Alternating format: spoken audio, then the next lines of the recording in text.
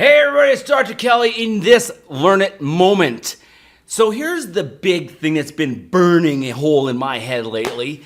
Why is it that our society is so fixated on failure and avoiding failure, and how they've related quitting and failure to be the same? Because let me tell you, they are not the same whatsoever.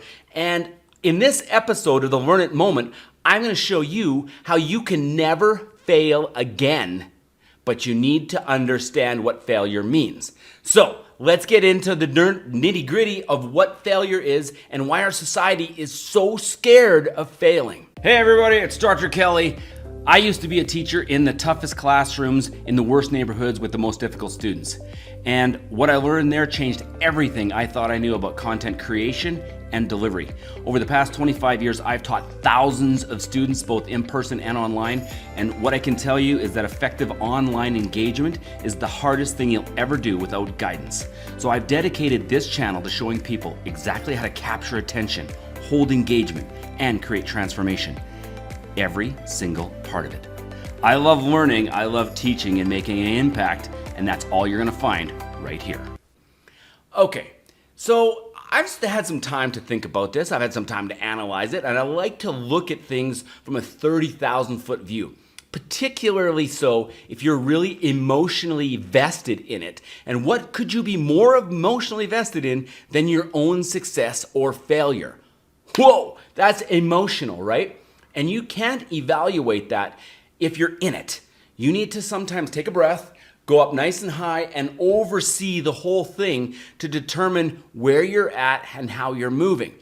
One of the things that a lot of people don't do, they don't spend enough time on, is to analyze their own philosophy on success, on failure, and on quitting, because they are very, very different. Sometimes quitting is great, but I don't know that failure ever is. So we want to look at your philosophy on failure. We want to look at what you're doing and whether you should quit. And we want to start to evaluate your own kind of actions with regards to what's the next step for you. Because a lot of people in our society are so scared of quitting or of failure that they do nothing. They want to stay inside their own bubble. And let me tell you something right now, folks. If you're not embracing change, and the only way that you're going to get change is by stepping out of your comfort zone, moving forward, and moving forward with determination and action, the only way you're going to ever embrace change is by doing those things. And if you're not 100% on board on this, let me tell you, you're going to get hit like a freight train when the change train comes, because our society is embracing change. Everything is changing, and if you're not on board, you're going to get left behind, and you're going to get smacked in the face so hard you're not even going to know what decade you're in when you come to, and you're like, where did everybody go? They're gone, and now you're suffering at the back of the bus. So I want you to embrace change. I want you to be evaluating things. And how do I attach this to education? It's very, very simple, because we put a plan together and then we suck up and we look at it from 30,000 feet and see if it's effectively doing what we want it to do. And this is no different than any area of your life, whether we're talking about personal, or whether you're talking about business, or whether you're talking about interpersonal relationships, or most importantly, your relationship with yourself. How you perceive and conceive these things will direct and focus your actions or inactions on your next venture. And it's really important that you know with certainty what your philosophy is on quitting and failure. So, what is the difference? Well, let's start to analyze this, and I could go on for a long time, but I want to try to keep this really succinct for you and give you some key points. First thing is, sometimes you need to quit. Sometimes what you're doing is creating more harm than good. Great example of this, maybe you're doing daily alcohol intake. Maybe you're doing daily smoking. Maybe you're doing drugs. Maybe you're doing deadlifts for heavy deadlifts on a low back that has structural integrity issues.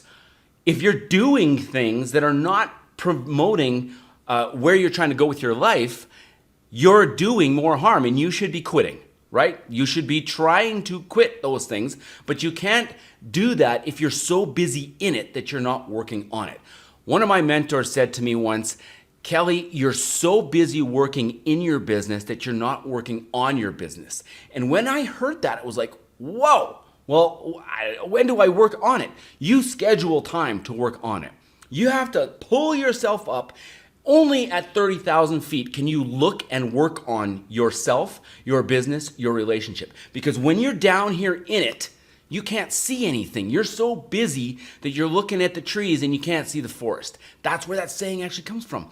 When you're so in it that you can't see anything, how do you make good decisions? You can't. So, when you're starting to analyze these things, analyze things you should quit. Because saying no leaves you way more possibility on what you can say yes to. And saying yes should be reserved for things that you know with 100% certainty you want to move forward on. Now, that's the cleanest way that you can start to figure out what you should and shouldn't quit. But what about failure? Well, so here's the thing. Our society is so scared of failing, scared of what other people will think, scared of what they will think about themselves, that oftentimes people do nothing at all. They don't start that new business. They don't try to create that new relationship. They don't move forward in a positive way. They don't start that workout plan because they're scared. I know that if I start this workout plan on Monday, by Thursday, most commonly, I will be off it, and I'll be off my diet, and I'll be off whatever, and then I'll be right back, and I'll feel bad about myself. Okay, so now that you know that, what can you do to make sure that you're actually making good forward progress? Let me tell you the biggest issue with failure. The biggest issue with failure is because people get so emotionally attached to it that they don't analyze what they learned from it. That's why this working on yourself, working on your program, working on your business is so important, because if you're not setting a direction and saying these are the steps that I'm going to take and then evaluating those steps, what can you ever say at the end of a month, end of a quarter, end of a year that you learned? And that's really, really important, because how do you make the next decision if you don't know what you learned? Oh my gosh, people, write this down. Figure out where you want to go, take some action, and then determine if that action is getting you where you want it to go. All of these things happen on baby steps, but if you do not take baby steps, you can never make leaps. Crucial to know this. You must start with the baby steps before you can make leaps forward. So, what did you learn from this? If Thomas Edison never made it, what would have happened to us? We wouldn't have light bulbs today, okay? And so that philosophy on, okay, here's 10,000 things that didn't work in moving me towards where I wanted to go. What do I need? What's my 10,001 thing that I'm gonna try that will move me towards it? But failure happens when you quit entirely of moving you towards where you want to be, whether it's with your health, whether it's with relationships, or whether it's even with your businesses. And I'm going to give you this one last thing that is so powerful that it needs its own complete section that we need to discuss.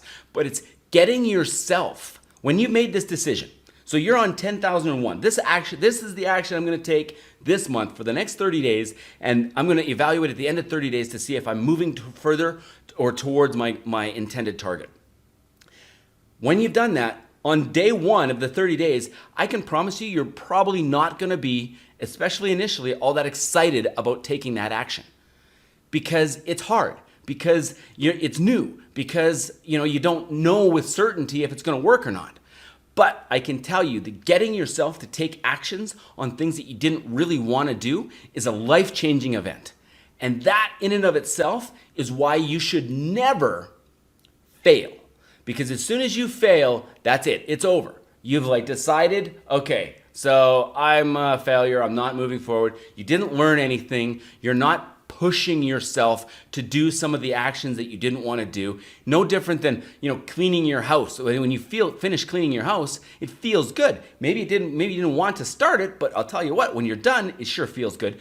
Those types of things are what you need, whether you're doing any field of endeavor, if you want to impact yourself and others' lives, you need to be doing the things that you may not want to do.